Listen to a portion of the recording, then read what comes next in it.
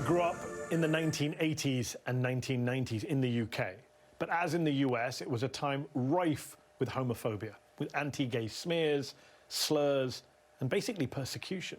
In the UK, we had a law called Section 28, passed by Margaret Thatcher, banning local councils from promoting homosexuality or, quote, the teaching in any maintained school of the acceptability of homosexuality.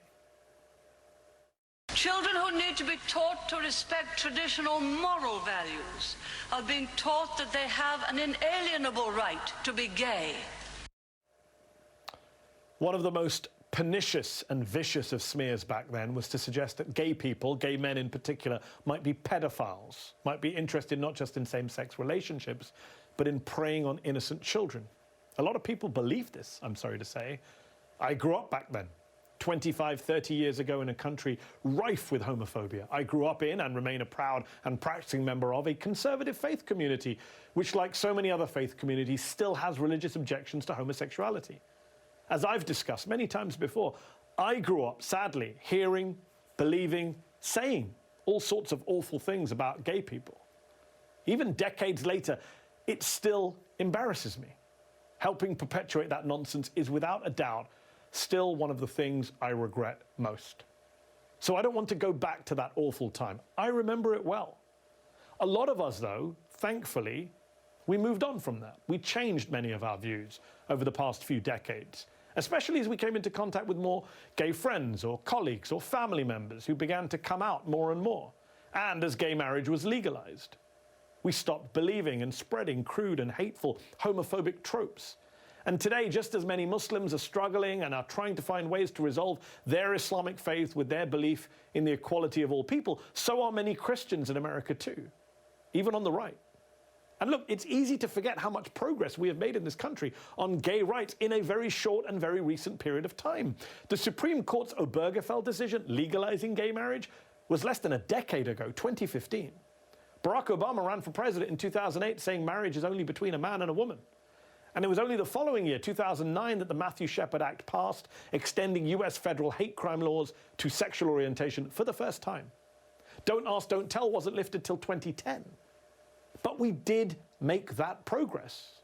And yet today, in 2022, when gay rights are established in law and command the overwhelming support of the American public, you have a Republican Party that is bringing back those anti-gay tropes and smears in plain sight. You have Republican governors and lawmakers and hosts and guests on Fox trying to demonize gay people again, especially gay teachers, shamelessly, cruelly, falsely depicting them as groomers, as pedophiles, as child predators. Look at what's happening in Florida. When opposition was building to Governor Ron DeSantis' and the state GOP's Don't Say Gay bill, which, quote, prohibits classroom instruction on sexual orientation or gender identity in kindergarten through grade 3, the governor's press secretary tweeted that anyone who opposed it is probably a groomer, or at least you don't denounce the grooming of 4 to 8-year-old children. Ridiculous. Disturbing.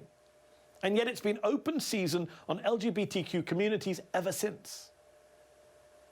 When did our public schools, any schools, become what are essentially grooming centers? Pedophilia is around the corner. We must not give these freaks and predators so much as 1 inch. To suggest your political opponent is pro-child sex offender, pro-child porn, as Ted Cruz and Lindsey Graham and, of course, Marjorie Taylor Greene did during the confirmation hearings recently for Supreme Court Justice-elect Ketanji Brown Jackson, is bad enough. To smear ordinary Americans, ordinary gay Americans working in our schools as secret groomers or as pedophiles is sick, is inexcusable, is outrageous. Look, no one is saying that you have no right to your religious beliefs, or you should drop them, or ignore your religion, or loudly come out for gay marriage if you don't want to. That's not what this is about. Those are arguments for another day. This is about all of us right now uniting to stop this very dangerous re-demonizing of gay Americans, this effort to take us back to the past, this dark and paranoid path that leads only to hate and, perhaps worse, to violence. It is now crystal clear what Trump, DeSantis, Fox, and the rest mean when they say, make America great again. They want to turn the clock back to an era in which America was great at homophobic bigotry and at anti-gay persecution. The rest of us, who believe in minority rights, inequality under the law, who oppose hate crimes and violence. We simply cannot allow that to happen.